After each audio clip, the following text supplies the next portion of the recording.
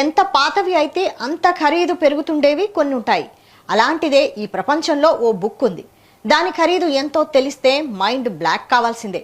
అంతర్జాతీయ మార్కెట్ లెక్కల ప్రకారం ఒక పూర్తి గుటెన్బర్గ్ బైబిల్ విలువ 25 మిలియన్ల నుండి 150 మిలియన్ డాలర్ల వరకు ఉంటుంది.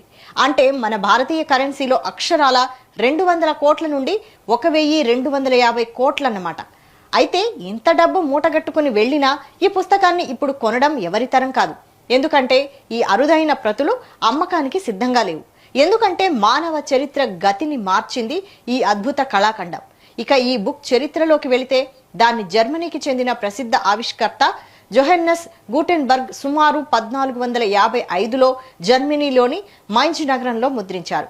పాశ్చాత్య ప్రపంచంలో కదిలే అక్షరాలతో ముద్రించబడిన మొట్టమొదటి పెద్ద పుస్తకం ఇదే.